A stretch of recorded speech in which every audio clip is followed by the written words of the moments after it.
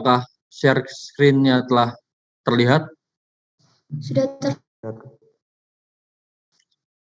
terlihat. Baik, terima kasih. Tanpa berlama-lama lagi, apakah dari tim Pro siap?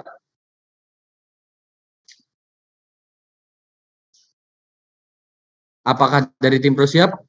Siap, Kak. Dan apakah dari tim Kontra siap?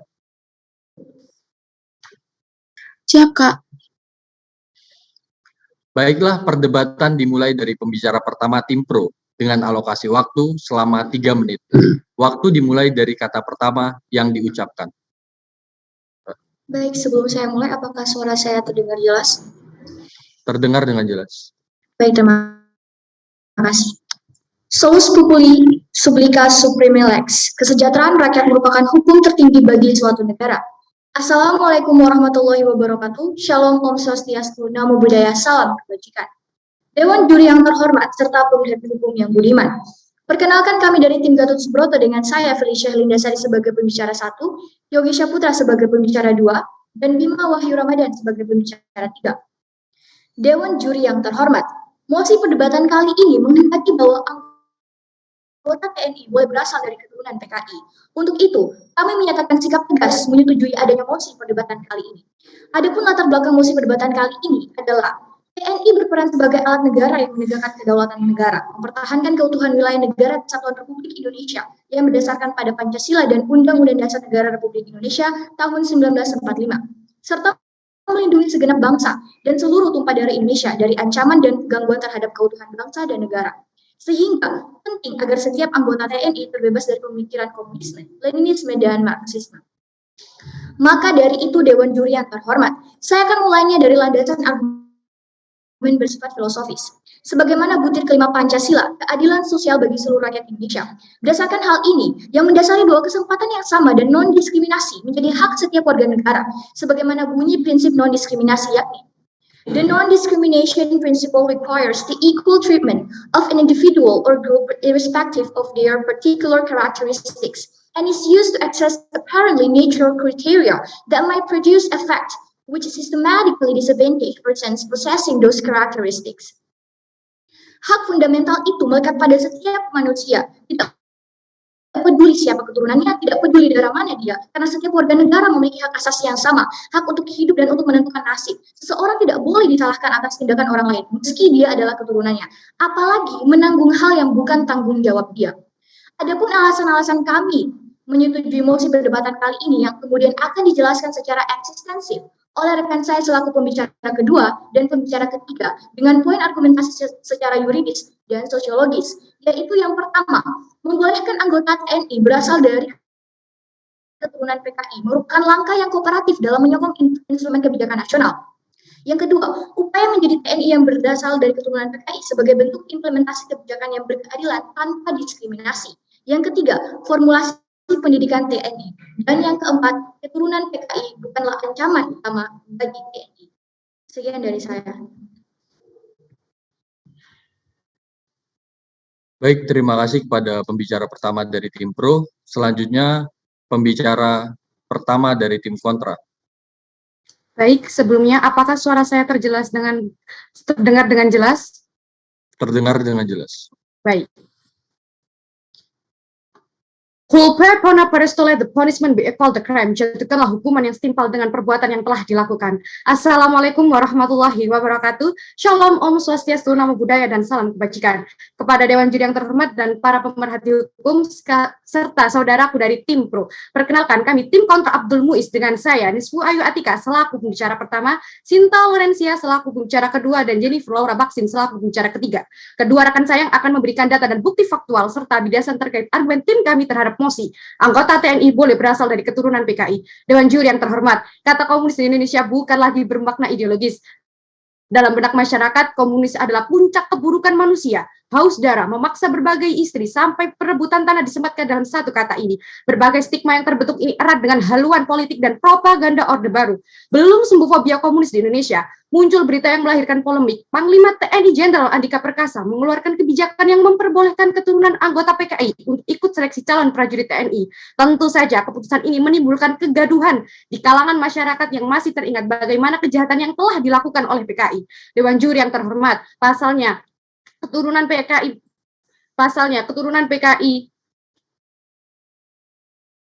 masih dibayang-bayangi oleh peristiwa G30S tahun 1965. Mereka diangkat sebagai keturunan pemberontak yang berbahaya. Alasan resminya adalah keturunan PKI mengembalikan paham komunisme yang sudah dilarang TAP MPRS 25 tahun 1966.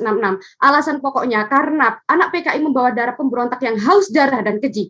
Dewan Juri sekalian, apa yang disampaikan Panglima TNI Jenderal Andika dalam pelaksanaan tidak semudah seperti yang disampaikan, karena kita masih melihat sampai saat ini banyak hambatan yang membuat kebijakan tersebut tidak bisa diterapkan tanpa memunculkan polemik. Kami sebagai tim kontra mempunyai 3 alasan kuat untuk menolak mosi hari ini. Pertama, hingga saat ini TAP MPRS nomor 25 tahun 1966 berisi tentang pelarangan organisasi dan ideologi komunis atau PKI dan ideologi berseberangan dengan Pancasila belum sepenuhnya dicabut. Dengan belum resminya aturan TAP MPRS nomor 25 ini dicabut, maka aturan pelarangan PKI tersebut masih berlaku. Kedua, di dalam internal TNI juga harus memiliki kesamaan dan kesepahaman bersama untuk menerima keturunan dari tokoh PKI ini. Dengan demikian tidak ada lagi perbedaan sikap dan pandangan terkait keturunan PKI, termasuk orang-orang yang dikaitkan dengan ideologi komunis. Ketiga, aturan terkait organisasi masyarakat atau ormas yang bertentangan dengan Pancasila seperti komunis harus dicabut. Dengan ini PKI termasuk dalam aturan tersebut. Dewan Juri yang terhormat, butuh penyelesaian holistik mulai dari pencabutan TAP MPRS nomor 25, penyamaan persepsi dan mindset di internal TNI, dengan kata lain menyingkirkan stereotip lama soal PKI. Ketiga, mengubah undang-undang ormas terkait organisasi terlarang. Dalam hal ini, komunis serta yang bertentangan dengan Pancasila. Sekian argumen yang dapat saya bangun sebagai pembicara pertama, dan argumen selanjutnya akan dipaparkan oleh rekan saya sebagai pembicara kedua. Wassalamualaikum warahmatullahi wabarakatuh. Baik, terima kasih kepada pembicara pertama dari tim kontra. Selanjutnya pembicara kedua dari tim pro. Waktu dimulai ketika kata pertama yang Anda ucapkan. Dipersilakan. Ya, sebelumnya apakah suara saya terdengar jelas, moderator? Terdengar dengan jelas.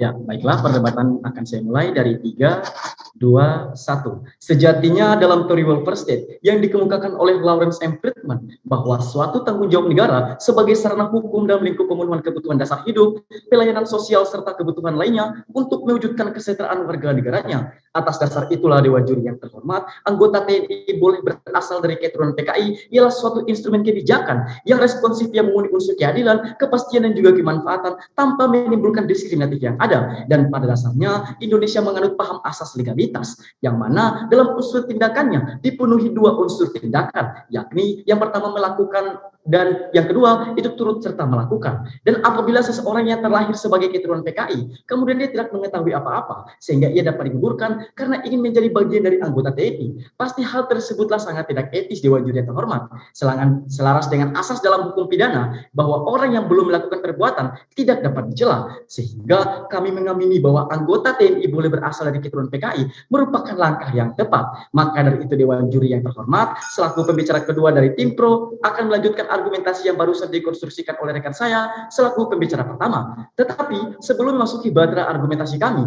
saya akan mengkritik beberapa falasi yang mendalam yang dialami oleh tim kontrak selaku pembicara pertama tadi.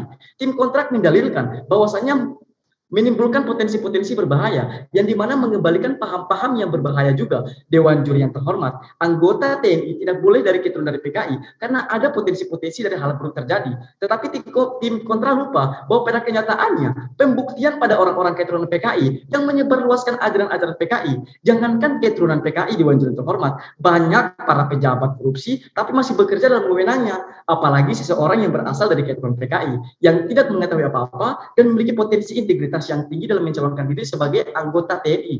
Sehingga argumen yang dibangun oleh tim kontrak hanyalah asumsi belaka, Dewan Juri yang terhormat. Maka dari itu Dewan Juri yang terhormat, kesepakatan kami terhadap mosi perdebatan pada hari ini memiliki 2 argumentasi secara yuridis, yaitu yang pertama, membolehkan anggota TNI boleh berasal dari anggota keturunan PKI merupakan langkah yang kooperatif dalam menyokong instrumen kebijakan nasional.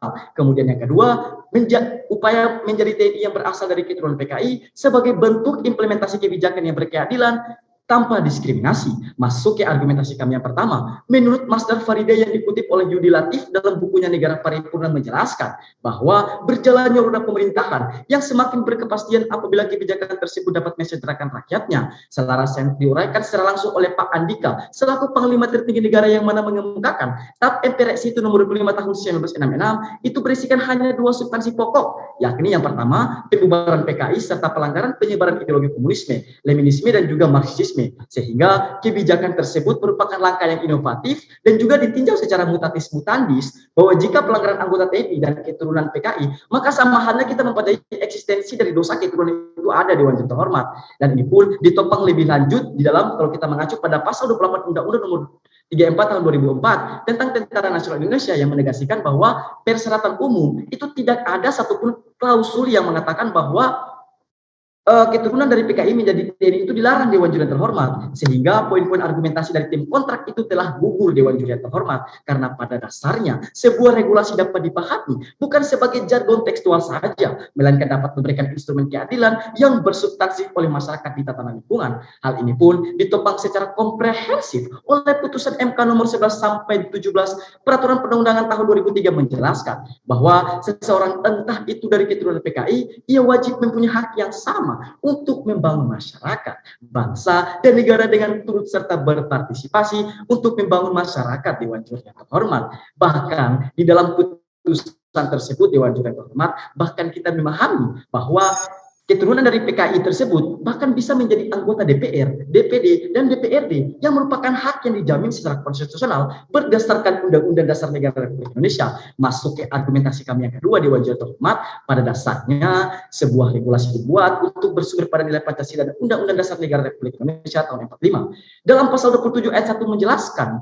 yaitu konstitusi sebagai gunung tertinggi bahwa segala warga negara bersamaan kedudukannya di dalam hukum dan pemerintahan itu dengan tidak ada kecualinya. Maka dari itu, ketidakbolehan dalam keturunan PKI untuk mencalonkan dari TNI itu merupakan langkah yang diskriminatif. Diskriminatif terbagi menjadi dua, yaitu diskriminatif murni dan diskriminatif terbalik. Diskriminatif murni yang mana adalah sesuatu yang berangkat dari hal yang sama dan diberlakukan yang berbeda.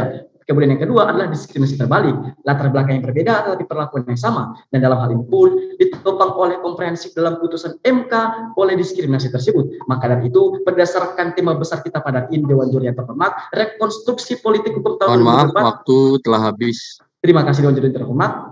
Saya kembalikan kepada moderator. Terima kasih. Baik, terima kasih kepada pembicara kedua dari tim pro.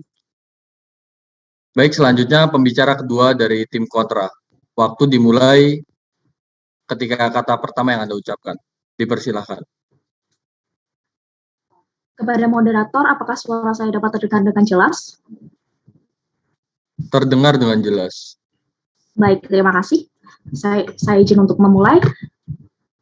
Animus homo est anima scriptit, yang artinya kesengajaan seseorang merupakan inti dari perbuatan. Assalamualaikum warahmatullahi wabarakatuh, Shalom, Om Swastiastu, Namo Buddhaya, dan salam kebajikan untuk kita semua. Dewan Juri yang terhormat dan saudaraku tim pro serta pemerhati hukum sekalian, perkenalkan saya Sinta Lorencia selaku pembicara kedua dari tim kontra Abdul Muiz. Dengan mosi perdebatan kali ini, anggota TNI boleh berasal dari keturunan PKI. Mengacu pada TAP MPRS nomor 25 tahun 1966 itu belum dicabut ya, rekan kami dari pembicara pro, jadi itu tidak bisa dibuktikan dengan dalil ideologi komunisme yang melegalkan untuk masuk ke dalam ranah TNI. Yang selanjutnya adalah menyatakan PKI sebagai organisasi terlarang, yang mana dinyatakan komunisme, leninisme, marxisme sebagai ajaran terlarang, di mana ideologi ini bertentangan dengan Pancasila. Dengan ini, bagaimana bisa TNI menerima keturunan PKI karena masih ada yang berusaha memutarbalikkan sejarah atau membelokkan sejarah seperti dalam kasus Kamus Sejarah yang menonjolkan tokoh-tokoh PKI dan menghilangkan nama Kiai Hasyim Asy'ari. Juga komunisme ada menjadi gaya baru seiring dengan perkembangan zaman. Perwujudan seperti memecah belah bangsa, adu domba anti agama, termasuk Islamofobia. Sebentar, tidak hanya itu Dewan Juri yang terhormat, trauma terhadap terbunuhnya sejumlah perwira tinggi antara orang-orang Gestapo menciptakan trauma di kalangan ABRI. Dan perlu kita kaji ulang kembali Dewan Juri yang terhormat, bahwa komunis itu adalah organisasi yang internasional, yang mana tujuan jangka panjang dari komunisme di dunia adalah keberadaan masyarakat komunis yang di seluruh dunia tidak hanya bernegara, yang dapat diwujudkan melalui tujuan jangka menengah seperti asosiasi negara berdaulat. Sebentar, secara sukarela atau sebuah aliansi global atau sebuah pemerintah dunia. Salah satu gestapo yang kita pakai sebagai untuk mewaspadai PKI adalah seperti doktrin Nasakom yang dikemukakan oleh Bung Karno untuk menjadi tempat berlindungnya PKI. Selanjutnya, pemberantasan situasional pada komunis ini menjadi aspek penting. Bagaimana bisa garda terdepan pertahanan di negara disisipi paham-paham komunis yang mana ini akan menimbulkan trauma di kalangan masyarakat luas. Sejalan dengan nasionalisme Bung Karno, jangan sekali-kali melupakan sejarah atau yang biasa kita kenal dengan sebutan jas merah, yang mana pembantaian keji kelompok komunis sangat melekat di pikiran masyarakat hingga kini. Meninjau pasal 9 Undang-Undang Nomor 9 Tahun 2000 tentang hak asasi manusia, kejahatan terhadap kemanusiaan sebagaimana dimaksud dalam pasal 7 huruf B adalah salah satu perbuatan yang dilakukan sebagai bagian dari serangan meluas atau sistematik yang diketahuinya bahwa serangan tersebut ditujukan langsung terhadap penduduk sipil berupa pembunuhan dan perampasan hak untuk merdeka. Bagi PKI, sebentar menimbulkan trauma yang membekas dan ketakutan akan lahirnya paham-paham komunisme yang baru untuk memecah belah NKRI. Dalam ketentuan Umum Undang-Undang Nomor 39 Tahun 1999, Pasal 1 Ayat 7 disebutkan bahwa salah satu fungsi Lembaga Komisi Nasional Hak Asasi Manusia sebagai lembaga mandiri adalah untuk melaksanakan pengkajian dan penelitian di samping penyuluhan, pemantauan, dan mediasi hak manusia. Pengkajian ini adalah bagian dari penguatan aksi hak asasi manusia yang pada tahun 1998 hingga 2003 berisi konvensi menentang penyiksaan atau perlakuan atau hukum lain yang kejam, tidak manusiawi, dan merendahkan martabat manusia.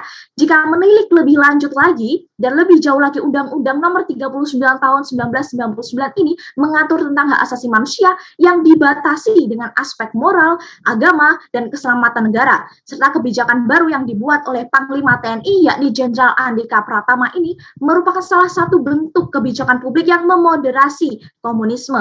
Dewan Juri yang terhormat, kita tahu bahwa hal ini merupakan bentuk moderasi pelunakan terhadap komunisme.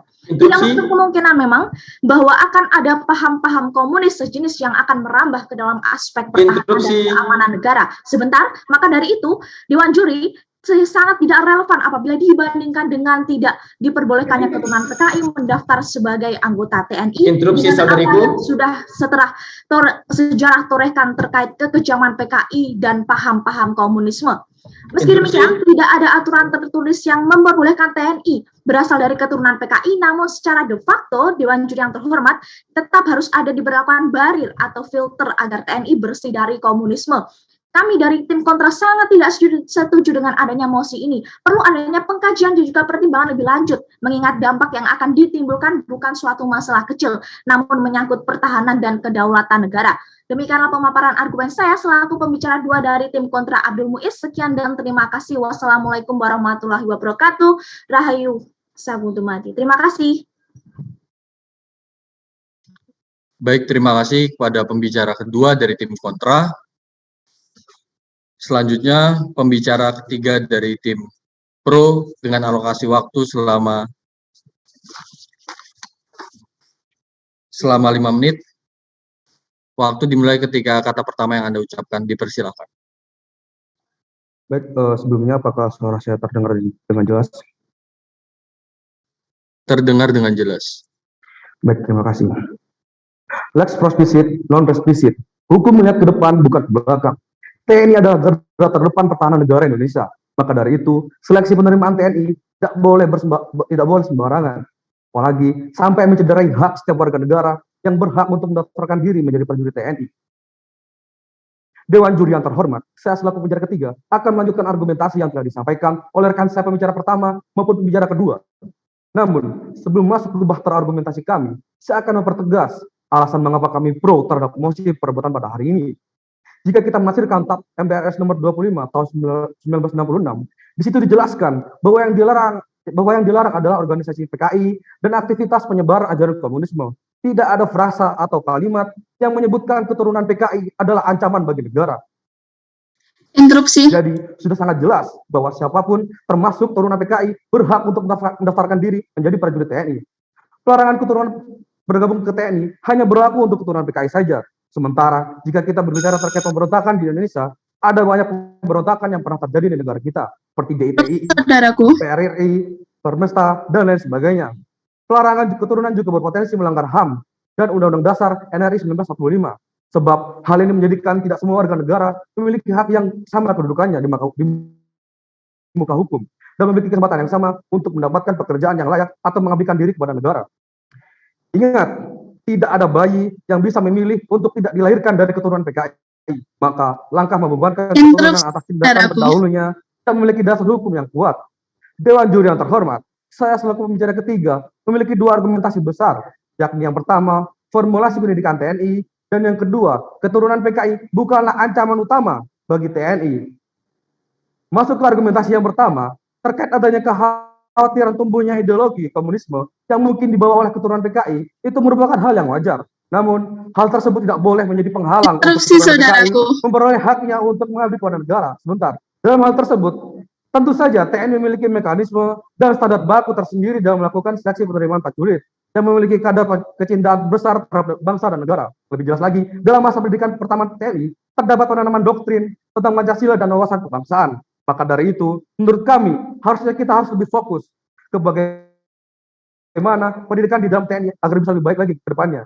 Bukan selalu hidup dalam bayang-bayang ketakutan kejadian masa lalu.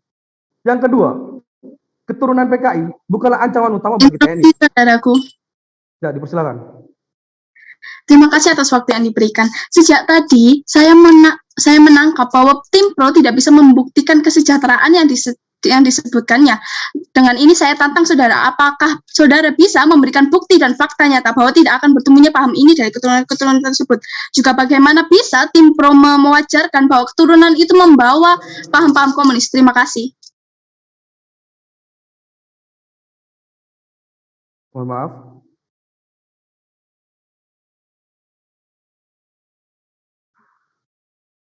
Apa masih ada pertanyaan lagi? Mohon maaf, saudaraku, interupsi sudah selesai. Dipersilakan. Oh, baik. Nanti akan saya jawab di gagasan. Mungkin bisa saya lanjut. Yang kedua, keturunan PKI bukanlah ancaman utama bagi TNI. Justru di masa sekarang ini yang menjadi ancaman utama bagi TNI yaitu terpaparnya anggota TNI dengan paham radikalisme. Hal tersebut menunjukkan bahwa keturunan PKI yang belum tentu dia juga mewarisi ideologi komunis bukanlah menjadi ancaman utama bagi TNI. Lagi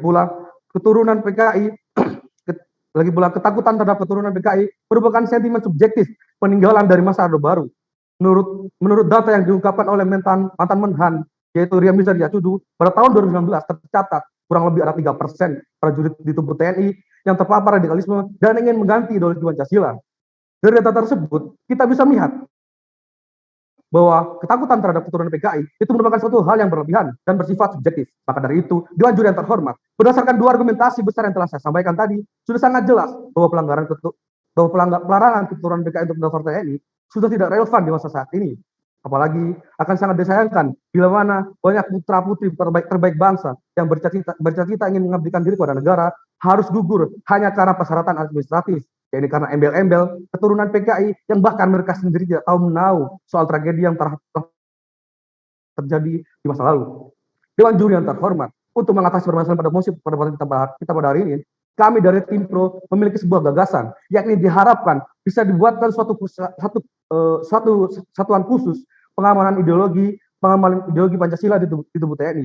Penindakan oleh polisi militer dan sanksi yang berat bagi prajurit TNI yang terindikasi dan terbukti memiliki ideologi yang menyimpang dari Pancasila. Untuk itu, Dewan Juri yang terhormat, menurut kami, tim pro, semua permasalahan pasti ada solusi. Termasuk permasalahan keturunan PKI yang dilanggar haknya untuk bergabung menjadi prajurit TNI. Lex prospicit, non res visit. Hukum melihat ke depan, bukan ke belakang. Dewan Juri yang terhormat, sekali lagi, kami dengan tegas nyatakan pro terhadap mosi perdebatan kita pada hari ini. Demikian dan terima kasih.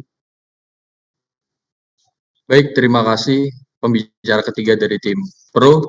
Selanjutnya untuk pembicara ketiga dari tim kontra dengan alokasi waktu selama 5 menit. Waktu dimulai dari kata pertama yang Anda ucapkan. Dipersilahkan. Apakah suara saya dapat terdengar dengan jelas? Terdengar dengan jelas. Baik, terima kasih. Frustra legis auxilium quaereit qui in legem committed adalah sia-sia bagi seseorang yang menentang hukum tetapi dia sendiri meminta bantuan hukum. Assalamualaikum warahmatullahi wabarakatuh. Shalom, Om Swastiastu, Namo Buddhaya, dan salam kebajikan bagi kita semua. Kepada Dewan Juri yang terhormat, saudaraku tim pro dan para pemerhati hukum sekalian, perkenalkan kami tim kontra Abdul Muiz dengan saya Jennifer Laura Baksin selaku pembicara ketiga yang akan membidas, menegaskan kembali dan memberikan fakta nyata terkait argumen tim kami terhadap mosi anggota anggota TNI boleh berasal dari keturunan PKI.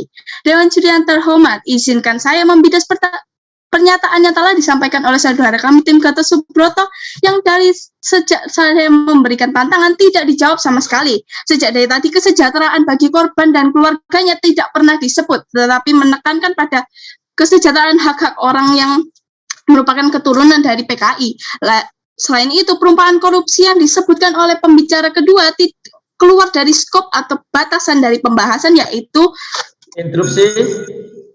mohon maaf saudaraku sebentar, lalu berbicara mengenai hak-hak siapakah yang harus dilindungi dalam hal ini, yaitu pelaku pelanggaran HAM berat yang terdapat pada pasal 7 dan 9 UU nomor 26 tahun 2000 ataukah hak dari korban dan keluarganya. Interupsi. Dipersilakan saudaraku. Dewan juri yang terhormat, memang di sini kami tidak mendukung ajaran komunisme, tetapi kami berfokus hanya untuk memberikan kesempatan yang sama kepada setiap orang untuk mendaftar sebagai TNI dan tidak memberikan asumsi atau praduga tertentu yang tidak berdasarkan bukti-bukti yang nyata. Tolong dong dari tim kontrak membuktikan hal tersebut dengan keturunan dari PKI, dan pun semisal ada pelanggaran, kami tetap akan melakukan penindakan. Maaf, waktu karena kalau berbicara interupsi potensi. telah Terima habis. kasih. Terima kasih. Saya silakan. Maaf saudaraku, tantangan kami juga tidak dijawab oleh saudaraku. Bagaimana bisa saudaraku bilang bahwa ingin diberikan hak kepada hak yang sama, sementara hak korban dan keluarganya tidak diberikan. Dan Jiran terhormat, izinkan saya melanjutkan menyampaikan apa yang menjadi kerisauan tim kami. Gagasan anggota TNI boleh berasal dari keturunan PKI adalah sebuah gagasan yang kontradiksi dengan fungsi TNI itu sendiri. TNI adalah garis terdepan dalam melindungi negara. Seperti yang kita ketahui, TNI adalah alat pertahanan negara yang salah satunya memiliki fungsi sebagai penangkal terhadap setiap bentuk ancaman militer dan ancaman bersenjata dari luar dan dalam negeri terhadap kedaulatan, keutuhan wilayah, dan keselamatan bangsa. Mari kita garis bawahi dalam penangkal ancaman militer dari dalam negeri terhadap keselamatan bangsa. Peristiwa G30 SPKI adalah peristiwa yang sangat brutal, kejam, dan sadis. Ketika kata tersebut tidak cukup menggambarkan betapa parahnya perbuatan keji yang dilakukan oleh PKI. Peristiwa tersebut sudah jelas mengancam keselamatan bangsa. PKI tidak segan membunuh dan membantai orang yang tidak bersalah hanya karena tidak ingin mengikuti paham yang mereka anut. Baik dari tokoh ulama maupun santri dibunuh secara keji dengan dicambuk, disayat dengan pisau, diseret dalam kondisi telanjang. Korban pembantaian PKI mencapai 1.920 orang, padahal PKI hanya menduduki, sebentar saudaraku, menduduki Madiun selama 13 hari terhitung sejak tanggal 18 sampai 30 September 1948. PKI bahkan tidak segan membunuh ke-7 jenderal TNI dan bahkan meletakkan jenderal-jenderal tersebut pada satu lubang yang sama. Cara-cara bengis tersebut tidak seharusnya ditoleransi dalam bentuk apapun. Menurut pasal 7 Undang-Undang Nomor 26 tahun 2000 pelanggaran hak asasi manusia yang berat salah satunya adalah kejahatan terhadap kemanusiaan. Dewan juri yang terhormat, apakah bangsa Indonesia perlu merasakan deja vu akan kejadian G30 SPKI? Dengan fakta-fakta yang telah saya sebutkan sebentar saudaraku, apakah masih kurang bukti bahwa siapapun yang berhubungan dengan PKI tidak seharusnya diberikan tempat pada garda terdepan pelindung bangsa Indonesia, yaitu TNI? Bagaimana bisa negara yakin menerima keturunan orang keji dan bengis itu? Selain itu, dengan diberlakukannya ketentuan-ketentuan tersebut, apakah TNI yakin dapat menjamin jika PKI tidak akan tumbuh kembali melalui keturunan-keturunan tersebut? Saya rasa tidak. Dengan kuatnya paham komunis yang dilakukan PKI, dengan dibuktikannya bahwa mereka mampu dan juga tega memperlakukan korban sebegitu brutal dan keji yang kita ketahui merupakan saudara sebangsa dan setanah air. Sebentar saudaraku, selain itu pelaku-pelaku kekerasan atau penganut paham komunisme tersebut dapat menurunkan karakter itu melalui keturunannya. Berikut bukti yang saya dapat berikan tim pro. Pernyataan kami diperkuat dalam sebuah penelitian pada tahun 2014 yang dilakukan di Finlandia terhadap narapidana di penjara yang menjalani analisis genetik. Hasilnya didapatkan 2 gen yang berhubungan dengan kekerasan dan sikap agresif. 2 gen tersebut yaitu gen MAOA dan Cadherin 13 atau CDH13. Orang yang mempunyai gen kekerasan tersebut 13 kali lebih beresiko mempunyai riwayat kekerasan yang berulang. Dengan bukti itu, apalagi yang dapat tim pro berikan untuk membantah fakta penelitian tersebut? Dan ini apakah TNI dapat menjamin bahwa keturunan tersebut merupakan orang yang berperi kemanusiaan? Sekali lagi saya rasa tidak saudaraku.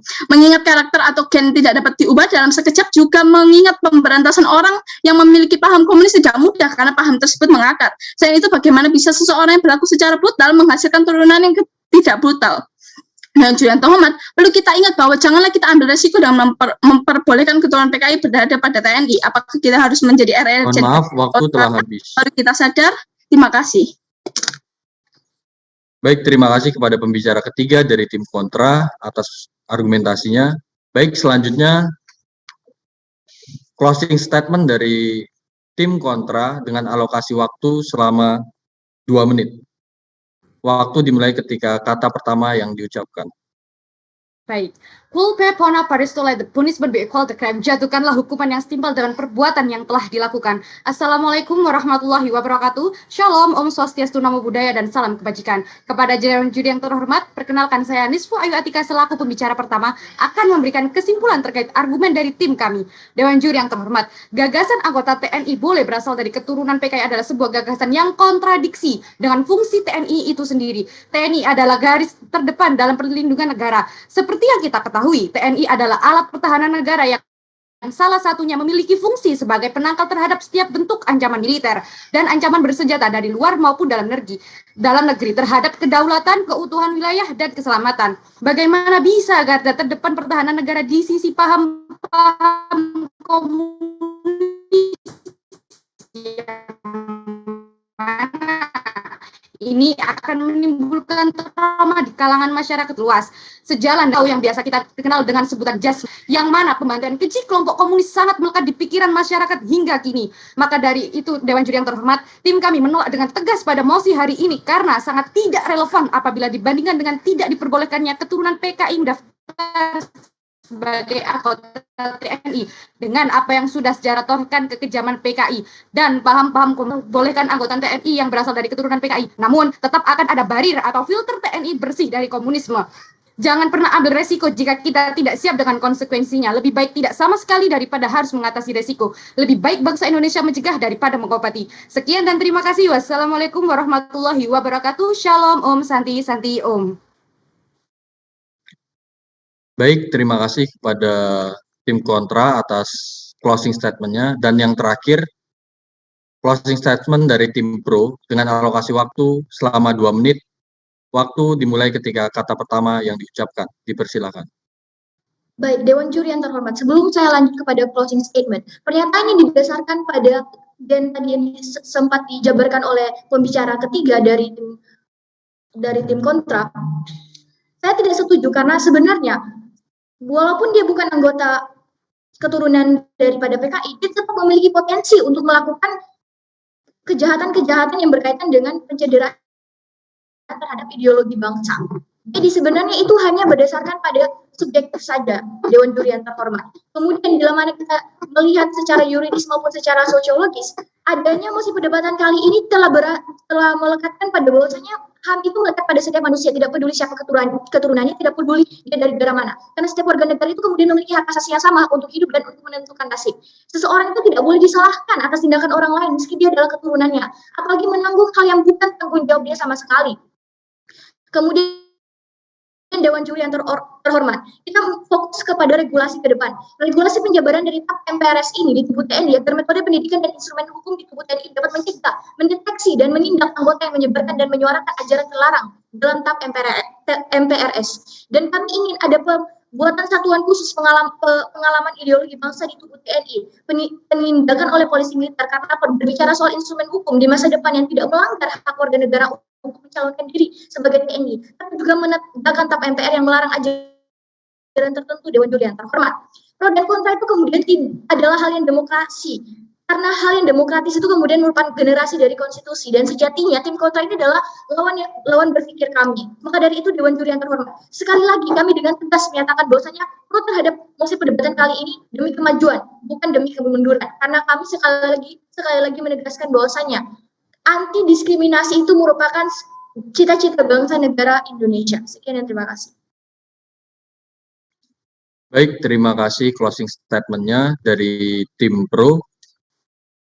Baik, selesailah kita pada pertandingan partai D pada pagi hari ini yang mempertemukan tim Gatot Subroto dengan tim Abdul Muiz. Acara selanjutnya yaitu adjudikasi verbal oleh masing-masing Dewan Juri. Yang pertama, kepada Bapak Dr. Haji Jawadi Hafid, Waktu dan tempat kami persilahkan. Terima kasih, Mas Moderator. Assalamualaikum warahmatullahi wabarakatuh.